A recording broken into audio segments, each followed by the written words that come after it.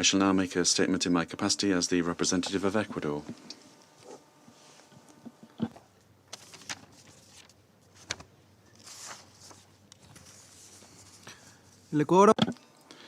The Council has voted in favour of the draft that we have been considering. This was the outcome of careful negotiations, and this shows the good faith and the constructive spirit that can achieve this. We very much appreciate the willingness shown by all members, and we hope that this will be repeated in other matters. The humanitarian situation in Gaza is disastrous, despairing situation. During our visit last week, we saw so many people suffering, and the alleviation of their suffering must be our priority. The aid that has reached Gaza is not sufficient for the civilian population. The text that we have voted aims to significantly increase the quantity of aid and calls for the necessary steps to be taken to make this possible. In this regard, it calls for an increase in the access and to optimize the inspection processes. For Ecuador, it is of vital importance that humanitarian aid be delivered in sufficient quantities and that there be adequate inspections to ensure that those inspections are reliable. This resolution in no way contravenes the previous resolution 2712 and should be seen as an additional step towards the urgent need for a ceasefire. Excellencies, in this text, the Council deplores the violations of international humanitarian law, violence against civilians, and acts of terrorism, and it also demands the unconditional immediate release of all hostages. It couldn't be otherwise. Ecuador repeats our robust condemnation of the acts committed by Hamas on the 7th of October, and we believe that the text could have clearly mentioned the fact that the hostages are in the hands of Hamas and other groups. But you cannot always get a perfect text, and the important thing is the humanitarian aspect here. And it's also very important that at times such as these, the text reiterates the commitment of this Council to the two-state solution, and Ecuador is convinced that this is the only path towards peace and security in the area. And we hope that this resolution can be implemented urgently given the situation and will effectively contribute to alleviating the humanitarian situation in Gaza. I'd like to congratulate the United Arab Emirates delegation, which this month is ending their membership of the Council, and we are very happy to see that this resolution was approved under our presidency. Ecuador has tried to be a responsible presidency, and President Noboa and Foreign Minister have visited New York and tried to create bridges that made this kind of thing possible that we've seen today.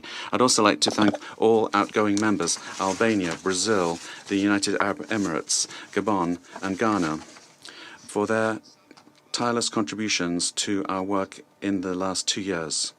And now I resume my functions as President of the Council.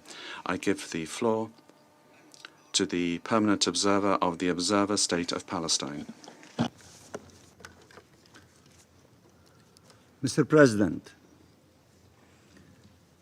this conflict first met to address this Council first met to address this grave crisis when hundreds of Palestinians had been killed by Israel, the occupying power, in its siege and aggression on the Gaza Strip. The Council is now meeting after over 20,000 Palestinians have been killed, almost half of them children, and 60,000 people have been wounded, and 2 million Palestinians have been forcefully displaced.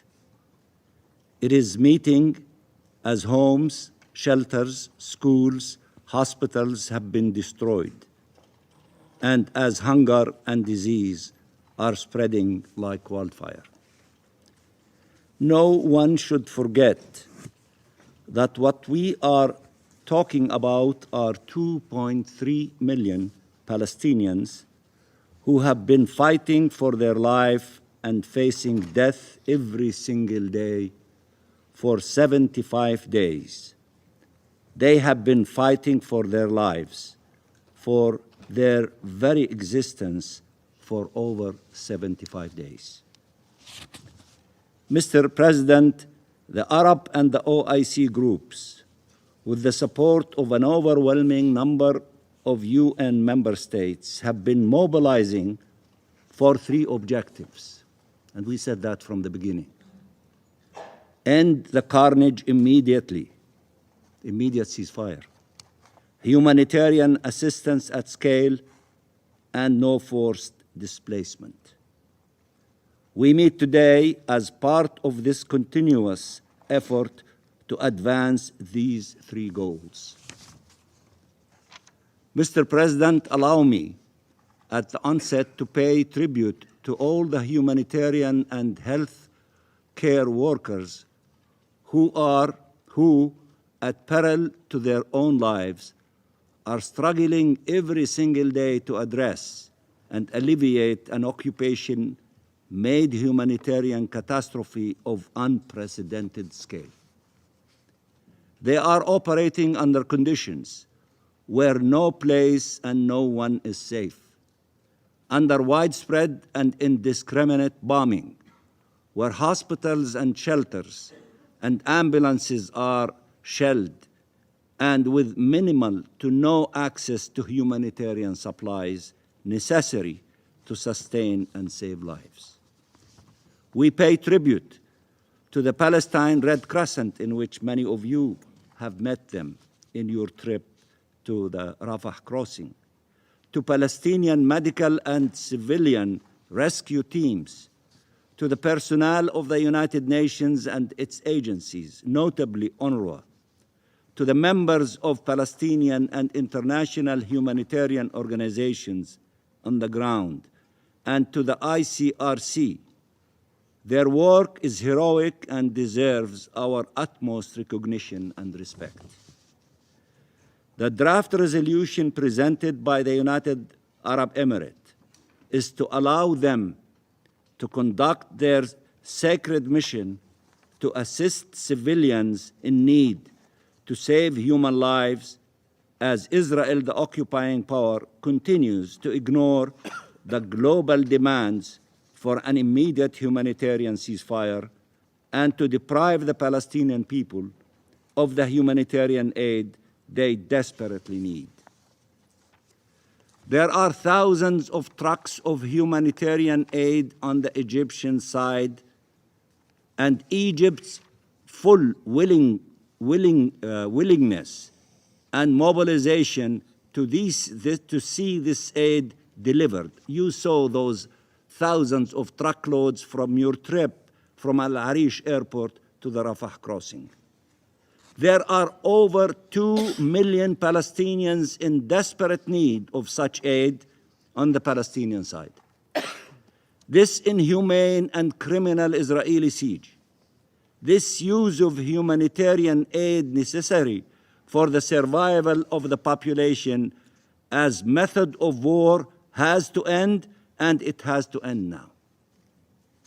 Mr. President, on 4th of November, the deputy head of the Israeli civil administration stated from inside Gaza, and I quote, whoever returns here, if they return here after, will find scorched earth, no houses, no agriculture, no nothing. They have no future. End of quotation. This is just one statement among far too many, demonstrating in shocking terms that what we are dealing with is an attempt at the destruction of our people and their displacement forever from their land. This is Israel's goal, its true objective. No future for Palestinians in Palestine. That is why it is bombing everyone and everything. That is why it targets homes, hospitals, schools, bakeries, agricultural fields, water and sanitation networks, so that sustenance of life becomes impossible, and it has become impossible. That is why it targets the landmarks of Gaza, which stand witness of its ancient history and of our roots in the land, our historic churches and mosques, our monuments, and our architecture. Israel also targets the storytellers, those who capture our people's lives, suffering, and death, including the journalists conveying to the world the truth about the massacres, about this grave and unbearable injustice being endured by Palestinian people and their families. But Israel's target is not only the past and the present of our people, but indeed the future. That is why it kills our doctors, engineers, poets, academics, artists. This is why it is destroying our cities and towns, our universities and cultural institutions. That is why it kills our children and terrorizes and traumatizes them, scaring and disfiguring their futures. We often quote the number of children killed, an unbearable tragedy, but we should not forget the 25,000 children orphaned and the tens of thousands wounded and amputated. A 12-year-old Palestinian girl with the most beautiful of names, Dunya, which means Dunya in Arabic, it means the whole world, lost both her parents, her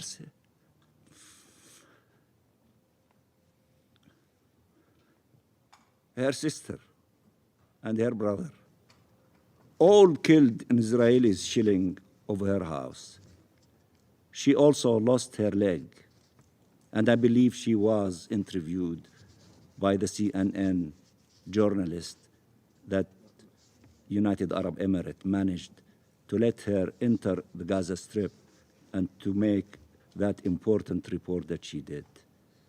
And Donia said that while she will never forget her loved ones,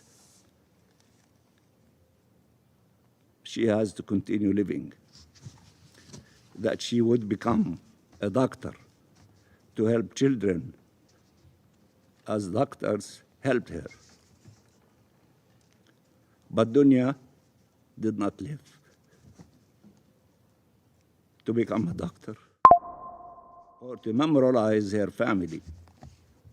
She was killed a few days later in the strike in the maternity ward of Al-Nasr Hospital. Israel wants to convince us that we need to choose between life and our country by making life in our country impossible. Our people want to live in their country. They want their children to grow safely in their country. There is no simpler dream. There is no aspiration more sacred than that. Mr. President, Israel's treatment of Palestinian civilians and its abhorrent crimes against them were further starkly revealed after Israel killed 3 people raising a white flag and representing no danger. It later discovered that they were 3 Israelis who had been held captive in Gaza. It could have saved them had it observed the laws of war, but it thought they were Palestinians and shot them. And yet, another display of total abject disregard for Palestinian lives. This confirms the many reports of summary executions of Palestinians being murdered in cold blood by Israeli soldiers in Gaza. Israel has also continued its ill treatment and mass arrest and humiliation of Palestinians in despicable scenes filmed by its own soldiers, boasting about their depravity. Those are the soldiers of a ragu army, unhinged and empowered by the impunity it enjoys, certain that it will not be held accountable, an army that commits atrocities every single day. In the words of Israelis' closest allies, its indiscriminate bombing and its killing rage needs to stop. That means its crimes need to stop. Gaza is like a patient whose wounds you are trying to treat while the killer keeps shooting at them. You need to stop the killer, or you will never be able to save the patient. Mr. President, death is everywhere in Gaza, in its different manifestations: destruction, deprivation, disease. People are starving. They have no water, no food, no medicine, or barely any. The draft resolution that the Council voted on today is intended to help address this inhumane situation, to alleviate the untold suffering and pain being borne by millions of civilians. We welcome the decision to establish a UN mechanisms to accelerate the provision of humanitarian relief consignments to Gaza and call for its rapid implementation. The Council also called for urgent steps to immediately allow safe, unhindered, and expanded humanitarian access. The Secretary General and all UN agencies, as well as humanitarian organizations, have all said that this requires an immediate humanitarian ceasefire, now backed by 153 states around the world. It took this Council 75 days to finally utter the word cessation of hostilities.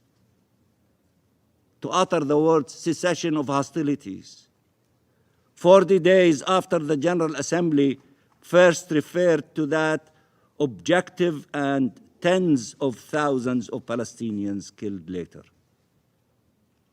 We support the Russian amendment, and the United Arab Emirates, as Arab representative, reflected that support in its vote. Of course, that paragraph, which was endorsed in the blue form, the original one, by the 83 co-sponsors.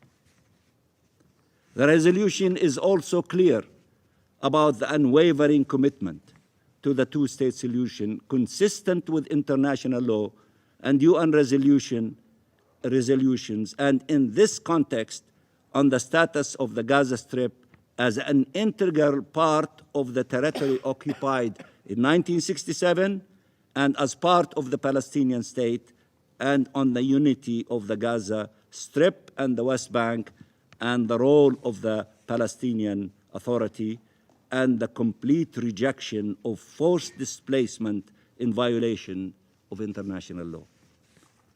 Mr. President, let us act now to save lives, to provide life-saving assistance and life-sustaining hope.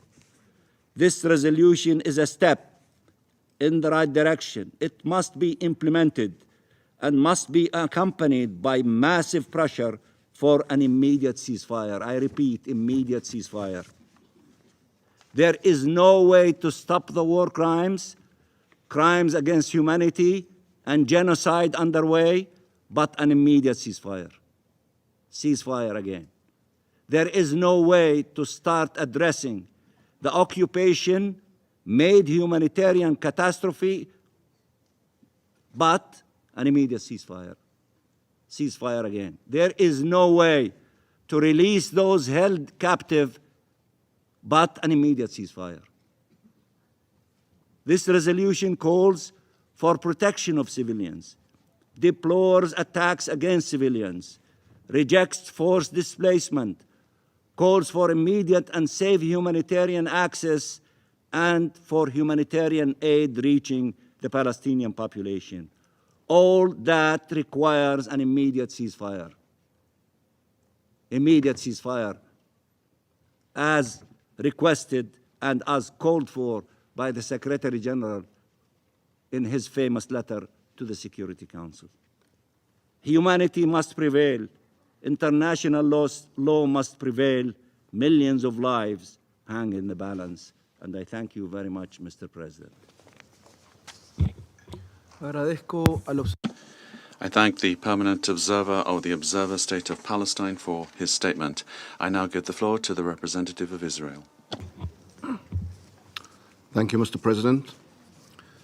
Just a week ago, Jaish al-Adl carried out a terror attack in Iran in which 11 Iranian police officers were killed. Within one day, the Security Council released a statement condemning the act of terror. It took the Security Council one day to express their condolences and sympathy with the families of the victims.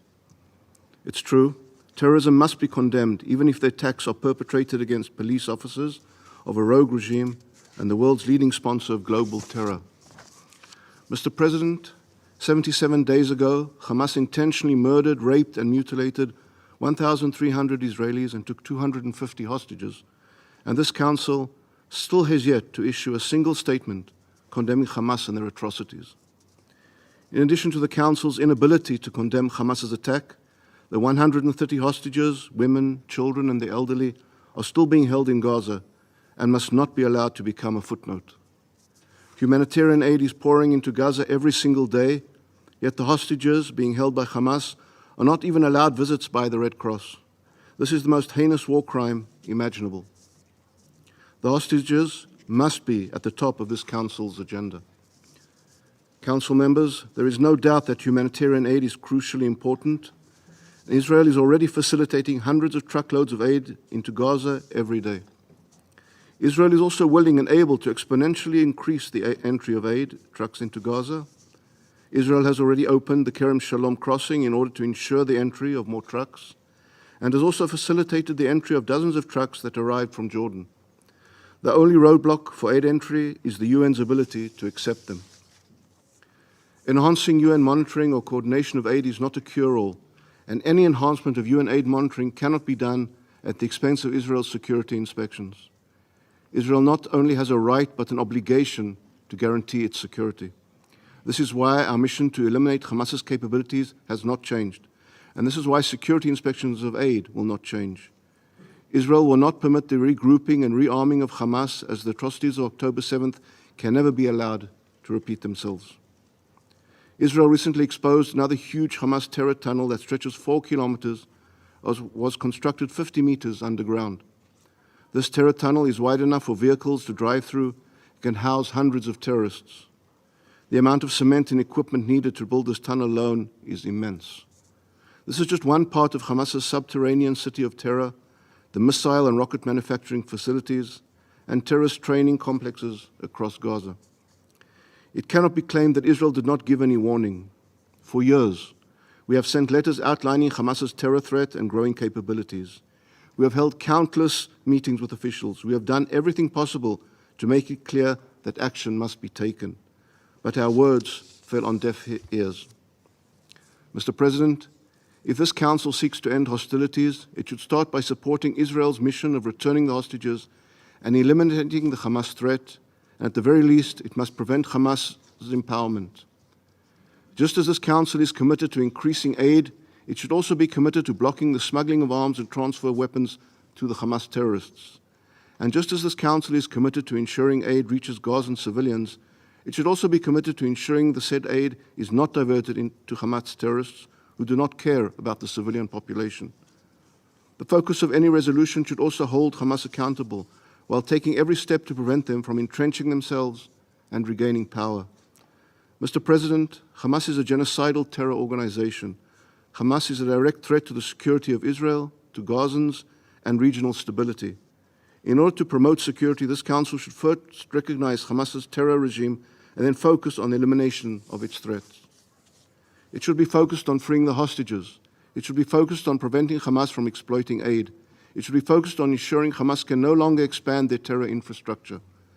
Any resolution adopted by this Council should be focused primarily on these points, and this is the Council's responsibility, and this is key to security. I thank you, Mr. President. I thank the representative of Israel for their statement. I give the floor now to the representative of Egypt. شكرا سيد الرئيس متحدث. Thank you, Mr. President. On behalf of Egypt, I congratulate you on the success of the Security Council in adopting today an important resolution that will facilitate the delivery of human aid to Gaza. As the Secretary General will assign a humanitarian affairs coordinator who will facilitate and coordinate the aid and will establish a mechanism, UN humanitarian mechanism, to work inside Gaza under the UN to address the horrific humanitarian crisis